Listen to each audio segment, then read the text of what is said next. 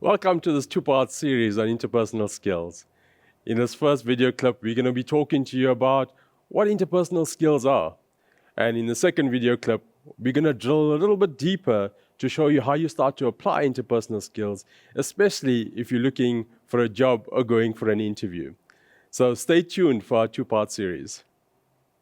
Now, you may be asking, what are interpersonal skills all about? I'd love to answer that question by asking you two questions. Have you ever wondered how some people are just so great at forming instant relationships, those strong relationships?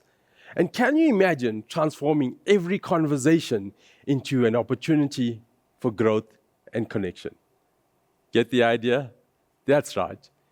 Interpersonal skills is about our ability to interact, to connect, and to influence and persuade other people.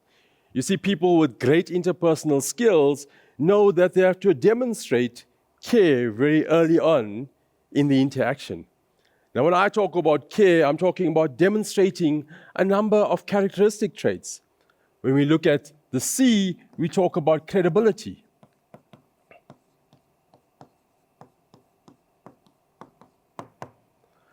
When we look at the A, it's about ability.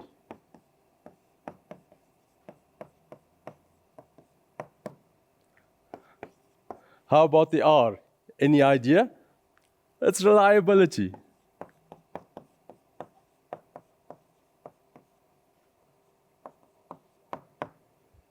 And lastly, the E, which we talk about, is empathy.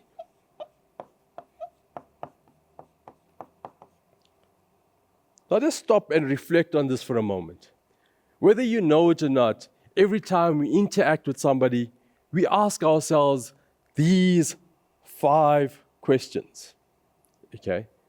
The first one is, who am I? Who am I interacting with? And then we very quickly get onto this care model, where we look at credibility. Is the person I'm engaging with trustworthy? You, in fact, asking yourself that question now, just watching me here. Then we go on to ability. Is the person able to do what they say they can do? Reliability. What about the capability and consistency with which this person can do stuff? Are they able to do it? Can I trust them? And will they actually do it? Reliability. And then we come to empathy. It's about, will you actually listen to me? Will you listen to my perspective? Will you take time out to understand me? You see, when we are able to understand these, when we are able to satisfy these thoughts and these questions in our head, we are then able to connect with the other person. And that is why people with great interpersonal skills know that they have to demonstrate care very early on in a relationship. There are also a number of skills that we look at. And the first one being communication. In fact, what I'd love for you to do now is, as I go through these skills, rate yourself from 1 to 5, where 1 is low capability and competence in this area, and 5 is I'm really great in this. So the first one is communication, like I said. And communication is both verbal, it's what you say and how you say it. It's non-verbal. It's about how we communicate, the words we use, our body language, and our tone. And the third part about communication is our ability to listen, our listening skills. How do we interpret both the verbal and non-verbal messages that we get? The second bucket is emotional intelligence. It's about your ability to be able to manage both your own emotions and someone else's emotions. The great author, Viktor Frankl, and psychologist, said, between stimulus and response, there's a space. And within that space, we have a power of choice. The power of choice to respond. And in our response, we have the opportunity to grow and free ourselves. That's emotional intelligence. We also, in the third bucket, rate yourself between 1 and 5, we talk about teamwork. And that's your ability to work with others in groups and teams, both in the formal and informal context. Negotiation, persuasion, and influencing skills. Okay, our ability not just to work with others, but to persuade them, to work with them, and to negotiate on the basis of a win-win outcome. Now, when we look at all of these skills, are you rating yourself?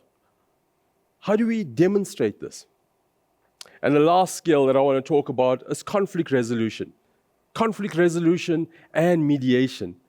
That's about our ability to not only work with others, but to resolve interpersonal conflict and disagreements in a way that leads to positive outcomes. So look at your rating in terms of these 5 buckets and score yourself. Remember, 1 being low, 5 being high. If you scored between 20 and 25, that's awesome. You're doing great when it comes to interpersonal skills. If you scored between 15 and 19, you need some improvement. But if you scored less than 15, you need to focus your attention there.